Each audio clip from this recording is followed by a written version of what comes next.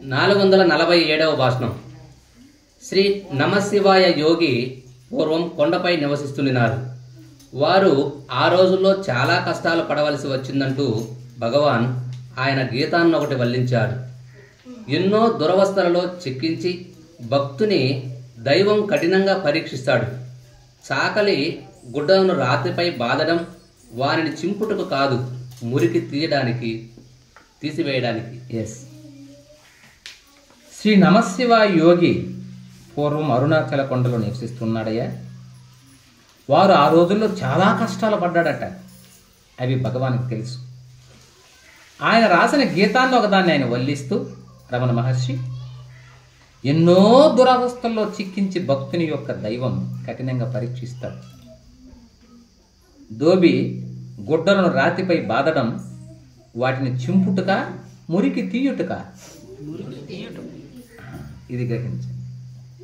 ఇప్పుడు మేమేదో కొన్ని కఠినంగా చెప్తాం ఆయన ఏందో ఆయన అప్పుడు బాగున్నాడు, ఇప్పుడు ఏందట మాట్లాడతాం. ప్రేమ తగ్గిపోయింది అనుకుంటారు. మీ యొక్క ఉనికి అర్థమవుతుంది ఎలా వెళ్తుందా. ఇలాంటి బిడ్డల్ని కొంచెం అలా తిప్పి డ్రర్ అంటే రాలేదు. అప్పుడు ఏం చేయాలా? ముళ్ళగారు ఎత్తుకుని ఒక డ్రర్ అనాలా, తప్పదు. అలా భగవంతుడు కూడా మనల్ని పరీక్షిస్తున్నాడు. అందుకని భారతంలో కుంతీదేవిని ఏదైనా వరం కోరుకోమన్నాడు. ఎవరండి? ఆమె ఏమనింది? కృష్ణ నాకు ఎప్పుడు కష్టాలే ఇవ్వవయ్యాను. అందుకని కుంతి తెల్లయింది ఆమె. ఆయన అడిగాడు కృష్ణుడు, దేవుడు, అత్త జీవితంలో నీవేదో సుఖాలు అనుభవించినట్టుగా ఇప్పుడు కొత్తగా కష్టాలు అడుగుతున్నావు. యవ్వనమందే భర్త మరణించాడు. ముసుగు వేసిందండి మన అందాలు, మనం ఎంతండి, మన బతుకులు ఎంత. మన అందాలు ఎక్కడవయ్యా? నవ యవ్వనవతి, అప్పుడే పెళ్ళయింది, భర్త చనిపోయినాడు, తాగితే చచ్చిపోతాడని శాపం. మీకు అందరికి తెలిసింది. ఏం చేయాలి? అందాన్ని ఏం చేయాలండి? ముసుగేసి. అందుకని మహాపతి ఊరట కుంతిదేవి. ఈ కష్టం ఎవరికైనా ఉందా? అటు యవ్వనాన్నంతా తన కొంగు ముసుగులోనే కాలం గడిపేసింది ఆ తల్లి. పోని బిడ్డలు తీసుకొని నా 5 మంది బిడ్డల్ని సాక్కుంటానని మామ దగ్గరికి వచ్చింది. ఎవరి దగ్గరికి? ధృతరాష్ట్రుడి దగ్గర. ఉండాడులే, భర్త బరినా మా బావగారు ఉన్నాడు చూస్తాడనుకునింది. బావగారికి కళ్ళు ఉన్నా చూడనట్టే లేవు అనుకోండి. ఆయనకి ధృతరాష్ట్రుడే చూడలేదు. చివరకు తల్లి గుండె పగిలే విధంగా బావగారి కొడుకులే తన కొడుకును చంపాలని ప్రయత్నిస్తున్నారు. ఈ వార్త ఏ స్త్రీ అయినా ఎలా డైజెస్ట్ చేసుకుంటుందండి? ఒక ఇంట్లో 105 మంది అన్నదమ్ముళ్ళు ఉంటే తన బిడ్డల్ని చంపాలని విషం ఇచ్చారు, నాగుభాముల్లో కల్పించారు, గంగలో తోసేశారు. కన్న కొడుకుల్నే తన కన్న ఎదుటే ఆ పనులు చేస్తూ ఉంటే ఆ ఇంట్లో ఉండగలదండి ఎవరన్నా? ఉనిందా తల్లి? ఆమెకు నమస్కరించాలి. ఆ ఇంట్లోనే ఉనిందండి. భారతం చాలండి మనకు బాగా ఇంటే. ఇంక రమణ భాష బల్లే భారతం వింటేనే చాలు మనం. ఆ ఇంట్లోనే ఉనిందా అమ్మ. ఎంత జరిగినా కూడా ఎప్పుడూ ధృతరాష్ట్రుని కానీ గాంధారిని కానీ ఒక్క పల్లెత్తైన మాట అనలేదు. సుఖంగా ఉందామని వస్తే బిడ్డలేదో పోషించుకుందాం, భర్త లేకపోయింది, అండగా బిడ్డలుంటారులే అనుకొని వస్తే బిడ్డలను చంపాలని చూశారు. చివరకు లక్క ఇంట్లోకి పంపించి ఆ లక్క ఇంట్లో తగలబెట్టేశారు. ఈ విషయం తెలుసుకున్న కుంతి ఎలా ఉండాలమ్మా? భరించింది, బిడ్డలతో పాటు వెళ్ళిపోయింది. తరువాత ఏ అదృష్టమో ద్రుపద మహారాజు స్వయంవరం చేత అర్జునుడు తను సాధించాడు. కృష్ణుని యొక్క సహాయం చేత ఇంద్రప్రస్థ నగరాన్ని నిర్మించుకున్నారు. పర్వాలేదు, నా బిడ్డలో ఒక స్థాయికి వచ్చేసినారు, ఆనందంగా ఉన్నారు. హస్తినాపురానికంటే ఇంక కొంచెం బాగున్నారు నా బిడ్డలు అనుకున్నంత లోపలే దుర్యోధనుడు మళ్ళీ పాచికలేసాడు. చూడండి ఎలా జరుగుతుందో జీవితం మజిలి.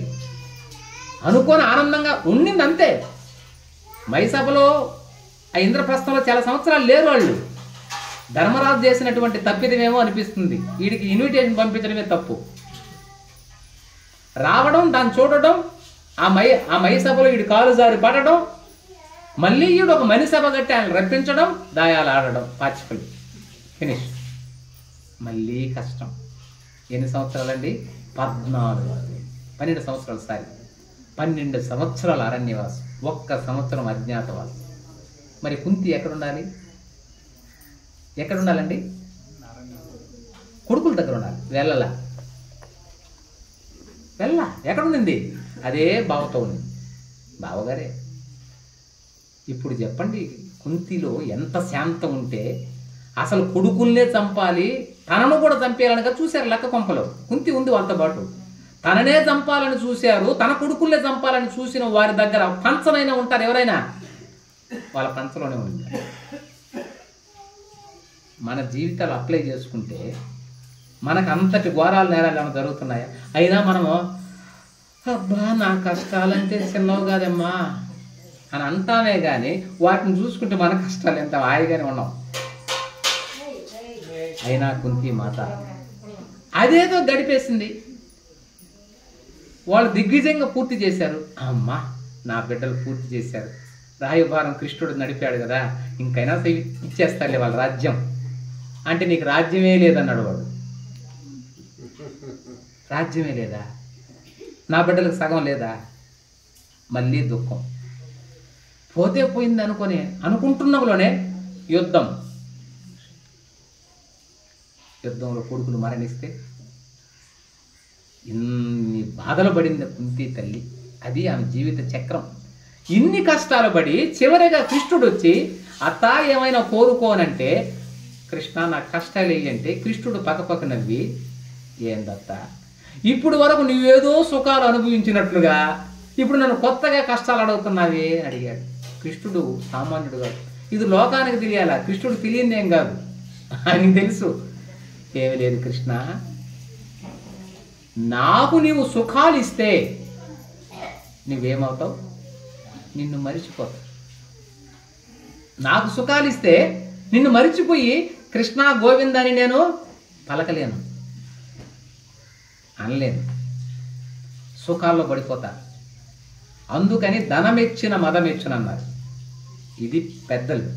అందుకని ఇప్పుడు మన దాము సార్ను నేను ఎందుకు ఆదర్శవంతుడు అంటే, నేను చెప్పిన దానిలో ఏ తప్పు లేదు. ఆయన కొడుకు ఎండి అయ్యి పెద్ద స్థాయిలోనే ఉన్నాడు, ఆయన కోడలు కూడా అదే, ఇవన్నీ కరెక్టే. ఆయన తనకు తాను ఏమంటున్నాడు, ఆ భౌతికమైన విషయాలన్నీ పక్కన పెట్టుకోకి అవి కాదు నాయన, ఈ సత్యాన్ని గురించి మాట్లాడు అంటున్నాడు. చూడండి ఇది ఎంత గొప్ప మాట. ఏనైనా ఇది పెద్దలు చేసేటువంటి దానిలో మనం నేర్చుకోవాల్సిన విషయమే. అలా కుంతి తల్లిలో నుంచి నేర్చుకోవాల్సింది అది. ఎంతటి కష్టాలు అనుభవించినా మళ్ళీ నాకు నిన్ను స్మరించాలంటే కష్టాలే ఉండాలి కృష్ణ, సుఖం ఇస్తే మళ్ళీ నేను గోవింద అన్నాడంటే ఇది భారతంలో నేర్చుకోవాల్సిందేనా. ఆ విధంగా భక్తుణ్ణి పరీక్షించడానికి భగవంతుడు కొన్ని పరీక్షలు పెడతాడమ్మా. వీడు నిజంగానే భజన చేస్తున్నాడు కదా, ఏనైనా అంటే ఎవరో చెప్తారు జోక్, తెల్లవాదులు రామ రామ రామ అని భజన చేస్తానంట ఒక బృందం.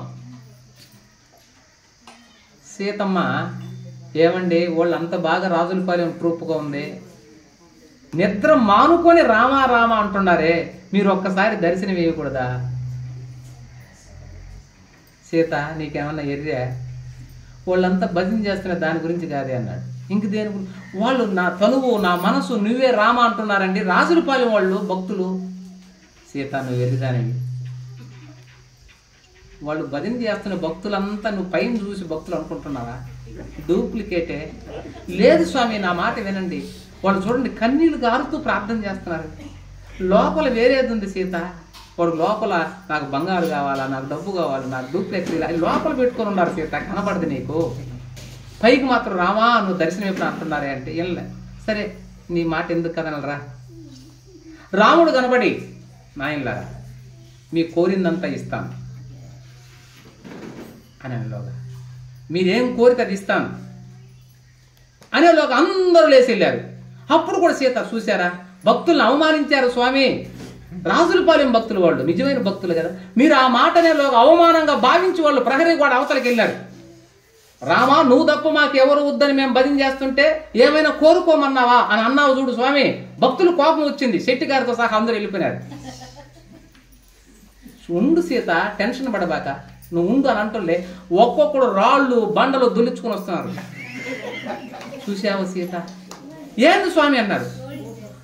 ఏమని, నేను కోరిందని ఇస్తామన్నాను కదా, రాయని తాగితే బంగారంగా మారుతుంది, ఆ వరం కోసం వాళ్ళు బండలు ఎత్తుకుని వస్తున్నారు. దాన్ని ఇప్పుడు నేను తాకాల. వాడు శక్తి మించుకుపోయి ఉన్నాడు, ఇంకొక అతను జేసీబీ పెట్టి ఒక నెట్టుకుని వస్తున్నాడు. బంగారు తాగితే బంగారు. అది సీత. ఇద్దరు డిసప్పేర్ అయిపోయినారు.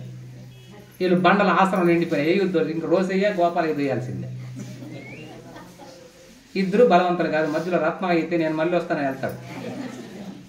ఇంక వచ్చిన భక్తులే ఆదివారం బండలు దొయ్యాల్సిందే. కాబట్టి ఇలా ఉంటుంది లోకం నాయన. కాబట్టి కష్టాలు మనల్ని భగవంతుడు పరీక్షించడానికే ఇస్తున్నాడు అనుకుంటే కష్టం లేదు, నేను సుఖమే. పరీక్షిస్తున్నాను నేను. ఈ పరీక్షల్లో నేను నిలుస్తాను, నేను నెగ్గుతాను. తండ్రి నువ్వు ఎన్ని పరీక్షలు పెట్టి నేను నెగ్గుతాను అని నిలబడగలిగిన వాడే భక్తుడు. కాబట్టి ఇక్కడ కూడా భగవంతుడు పరీక్షలు పెడుతున్నాడు. ఎందుకు ఉదాహరణ చెప్తున్నాడు. ఒక ధోబి ఆ బట్టలు తీసి, ఇప్పుడు లేదండి, ఇప్పుడు ధోబి చెప్పి ఉదాహరణ, ఇక మీకు పుట్టే బిడ్డలకి ధోబి ఎన్ని అర్థం కావు. What is dhobi? గుడ్డలు కుట్టడం ఏంటి? What is this nonsense? Where is the washing machine? Washing machine ఉండగా ధోబి ఏంటి డాడీ అని అంటారు వాళ్ళు. మీరు ఇంక చెప్పలేరు. ఇంక బొమ్మ పాత సినిమాలో ఒకటి వేసి ఆ సూర్యకాంతం వాళ్ళు ఏదో ఉతకుతున్నట్టుగా Ramanareddy, this is dhobi, oh I see అనాల్సింది. ఇంక లేదు, ఇంక ధోబి తెలియదు. ధోబి అని అంటే ఎవరు నాన్న? ఆ పదం ఉడకని నేను మార్చా. ఇక్కడ కూడా సాకలని ఉంది, దాన్ని కొట్టేసి ధోబి అని పెట్టా. కుల వర్ణన వద్దు. ఏదో బట్టలు ఉతుకుతారు, బట్టలు ఉతికే వాళ్ళంతా ధోబీలు కాదు కదా. అలా ఉతకడంలో ఒక అర్థం ఉంది. ఆ బట్టలో ఉన్నటువంటి అలీనత, దానిలో ఒక మురికిని పోగొట్టడమే. ఏమండి, మురికిని పోగొట్టడం కోసం కొడుతున్నారు. అందుకని ఎవరో ఒక గురువు శిష్యుని అడిగారంట, వాళ్ళు ఏం చేస్తున్నారా అంటే, గురుదేవా వాళ్ళు ఏం చేస్తున్నారంటే మూర్ఖులు అన్నాడు. ఏమిరా? గుడ్డతో బండను బగలు కొట్టాలని చూస్తున్నారు గురుదేవా. ఈ గురువు అడగడం ముగించినాడు. ఈయన ఈ ఉదాహరణ చెప్పాలని అడిగాడు. వాళ్ళు ఏం చేస్తున్నారా అంటే ఇటు చెప్తాడు. ఏమని? బట్టలు ఉతుకుతున్నారంటారు. ఎందుకు ఉతుకుతున్నారంటే మురికిని పోగొట్టడానికి. అలా అజ్ఞానం అనే మురికిని పోగొట్టాలంటే కష్టాలనే బండకు దెబ్బలు పడాల్సిందేరా అని చెప్పాలని గురువు గారు తాపత్రయం. అసలు శిష్యుడు అటువంటి వాడు చేరున్నాడు. శిష్య అన్నాడు, గురుదేవా అన్నాడు. వాడేం చేస్తున్నాడంటే గుడ్డ తీసుకొని బండను పగల కొడుతున్నాడు అన్నాడు. ఇంక గురువు గారికి పదంటాడు, మధ్యాహ్నం భోజనం ఉంటుంది, వీడికి ఇంకేం ఆధ్యాత్మికం చెప్పేది. అలా మనం ప్రైమరీ నాలెడ్జ్ తెలుసుకుందాం, అప్పుడు రమణ భాషను అర్థం అవుతాయి. రైట్? మరి ఈ విధంగా కష్టాలు వచ్చినా మనకు పరమాత్మ పెట్టే పరీక్షలే అని మనం అనుకొని మనం ముందుకు సాగదాం. హరి ఓం తత్సత్.